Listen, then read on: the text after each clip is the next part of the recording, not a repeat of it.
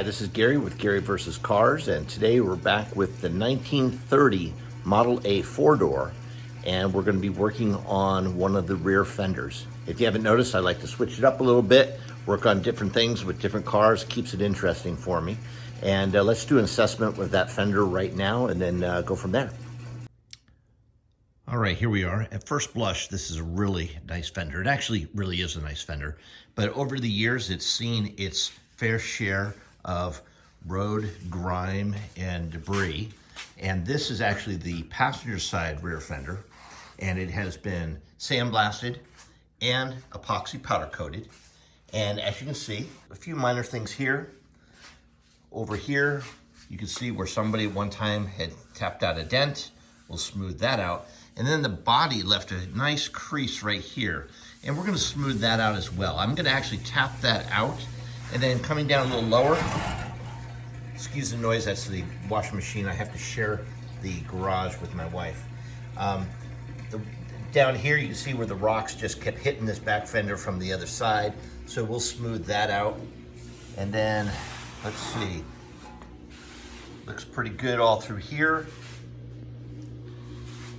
And on this side looks really good.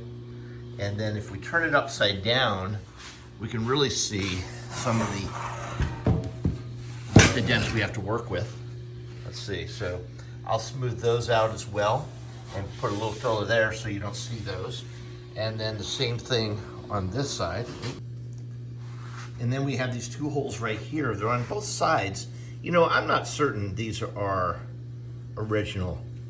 They don't look original to me because they've been punched through, and they're in a slightly different location on the other fender, maybe a little further out. So I'll have to do some investigating there. But overall, a really, really nice fender. Just needs to be some dolly work, hammer and dolly work, and then some smoothing, and it'll be stellar. So I've been working with a hammer and dolly and a file for about a half hour now. And there's plenty of videos out there that can show you how to do this. My recommendation is just take your time.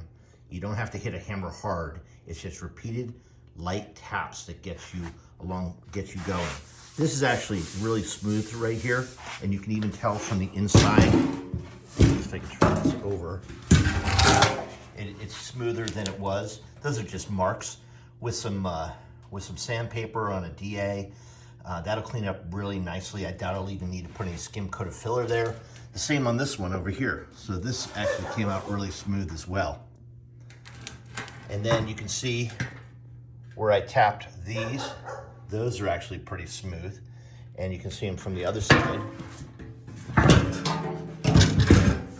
If I come up here, this whole area has been smoothed out. This has been smoothed out. And then down through here has been smoothed out. So at this point, I'm ready for a DA sander on 40 grit. This is that epoxy. This is that powder coat epoxy. So it will. I don't want to go down to bare metal, but I want to do 40 grit to give it some tooth. And then I think really all this is going to need is one layer skim coat of filler, and then separately I'll address the trim detail here on the wheel well, and go from there. So next time you see it, it'll be DA sanded. Here we are with the fender. I took a DA sander with 40 grit and I scuffed it up, and then I went back with a red pad and I buffed out all the shiny surfaces. And as a general rule, whenever applying filler or anything for that matter, you really want to eliminate the shiny surface and give the panel some tooth. And as you can see, we're looking real smooth through here. It almost doesn't need filler, but I'm just gonna do a slight skim coat. It's gonna be feather thin all the way throughout. Over here, you can see a little tiny dent there that'll get worked out. This has actually already been worked out. And then down here, this is really smooth as well. And then you can see inside the fender, I will hit that with a skim coat, very subtle skim coat, as well as on this side as well, because these are two areas that you will see, and I want them to look nice. So the next step is to clean this off with a degreaser. I would normally use acetone, but it'll attack the primer. So I'm going to use a U-Pole water-based degreaser designed for the project. So I'll wipe it down and then bring you back when I do the filler. So here's the fender with a skim coat of filler on it. And 99% of this is going to come off. It's a little thicker down here just because of some of the imperfections there, but again, most of that will come off. So next step is DA sander with 40 grit just to level it out, and then start blocking it with the Durablocks using 80 grit paper. Okay, here we are after 40 grit knockdown, and then with 80 grit on a long block, and I'm happy with the results thus far. You can see some metal. I've smoothed this out, so now I'll just do a very, very light skim coat over this now that we filled any of the imperfections. It's looking really nice through here. Just a little filler in there, and feather it up. Same on this side. You know, I mounted it so that the fender doesn't go anywhere.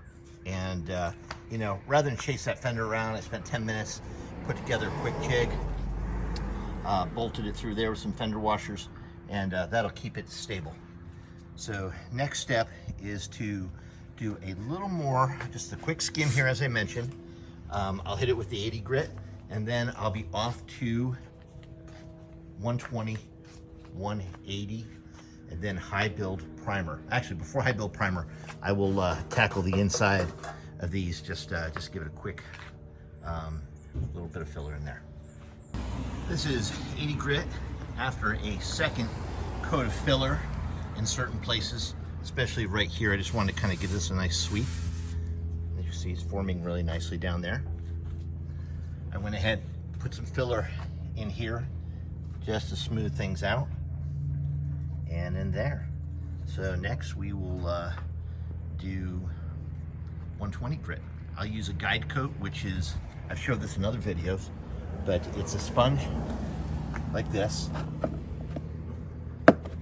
and it's like a graphite-like substance, and you rub it on the fender, and then you sand with the 120, and what it does is it shows you your high spots as well as all your sanding scratches, and then